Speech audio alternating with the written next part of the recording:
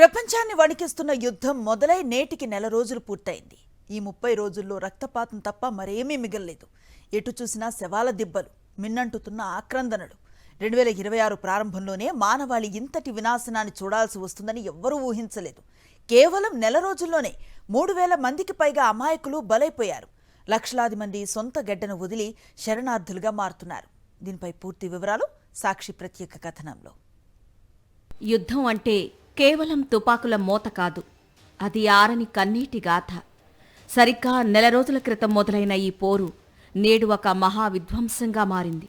యుద్ధం ప్రారంభమైన మొదటి నెలలోనే 3461 మంది ప్రాణాలు కోల్పోయినట్లు అధికారిక లెక్కలు చెబుతున్నాయి. కానీ క్షేత్రస్థాయిలో ఈ సంఖ్య ఇంకా ఎక్కువే ఉంటుందని స్వచ్ఛంద సంస్థలు ఆందోళన వ్యక్తం చేస్తున్నాయి. మరణించిన వారిలో సగానికి పైగా సామాన్య పౌరులే కావటం గమనార్హం. యుద్ధ ట్యాంకులు, మిస్సైళ్ల దాడికి వేల సంఖ్యలో ప్రజలు గాయపడ్డారు. మందులు అందక, ఆస్పత్రులు లేక క్షతగాత్రులు నరకయాతన అనుభవిస్తున్నారు. కేవలం మరణాలే కాదు, ఈ యుద్ధం సృష్టించిన వలసల విలయం అంతా ఇంతా కాదు.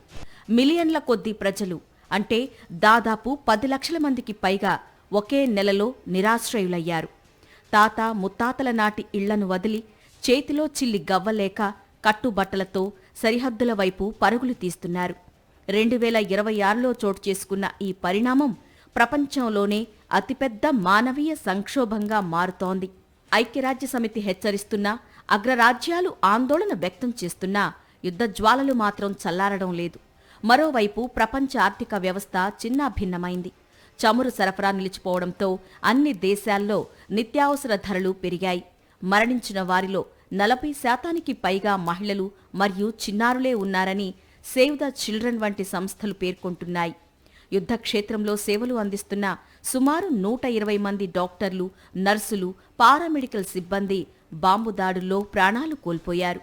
క్షేత్రస్థాయిలో వార్తలు కవర్ చేస్తున్న 15 మంది అంతర్జాతీయ జర్నలిస్టులు ఈ నెలలోనే మరణించారు.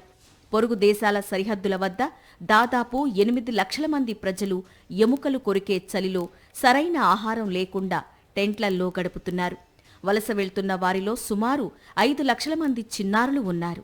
వీరికి విద్యాభ్యాసం ఆగిపోవటమే కాకుండా తీవ్రమైన మానసిక ఒత్తిడికి లోనవుతున్నారు.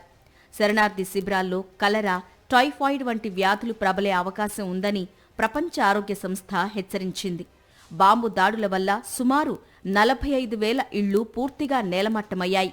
1.2 లక్షల ఇళ్లు పాక్షికంగా దెబ్బతిన్నాయి. ఇరాన్ దేశంలోని 60% ప్రాంతాల్లో విద్యుత్ సరఫరా నిలిచిపోయింది. ప్రధాన నీటి పంపిణీ కేంద్రాలు ధ్వంసం కావడంతో ప్రజలు మురుగునీటినే తాగాల్సి వస్తోంది. ప్రధాన చమురు బావులు, రిఫైనరీలపై దాడులు జరగడంతో ప్రపంచ మార్కెట్లో బ్యారెల్ ధర ఒక్కసారిగా $120 దాటిపోయింది. ఇది అన్ని దేశాల్లో ద్రవ్యోల్బణానికి దారితీసింది. ఒకప్పుడు కళకళలాడిన నగరాలు ఇప్పుడు శ్మశాన వాటికలుగా మారాయి. వీధుల్లో కేవలం సైనిక వాహనాలు, శిథిలాలు మాత్రమే కనిపిస్తున్నాయి. సూపర్ మార్కెట్లు ఖాళీ అయ్యాయి. ఆహార సరఫరా గొలుసు తెగిపోవడంతో కరువు పరిస్థితులు నెలకొన్నాయి. కేవలం బ్రెడ్ ముక్క కోసం గంటల తరబడి క్యూ కట్టాల్సిన పరిస్థితి. ఐక్యరాజ్యసమితి భద్రతా మండలిలో పలుమార్లు తీర్మానాలు ప్రవేశపెట్టినా కొన్ని దేశాల వీటో అధికారం వల్ల శాంతి చర్చలు కొలిక్కి రావడం లేదు. రష్యా, ఇరాన్ వంటి దేశాలపై విధిస్తున్న ఆంక్షల వల్ల ప్రపంచ వాణిజ్యం కుంటుపడుతోంది. కానీ యుద్ధం ఆగడం లేదు. మానవత్వం మంటగలుస్తున్న ఈ యుద్ధానికి ముగింపు ఎప్పుడు? ఆయుధాలు మోగబోయేది ఎప్పుడు?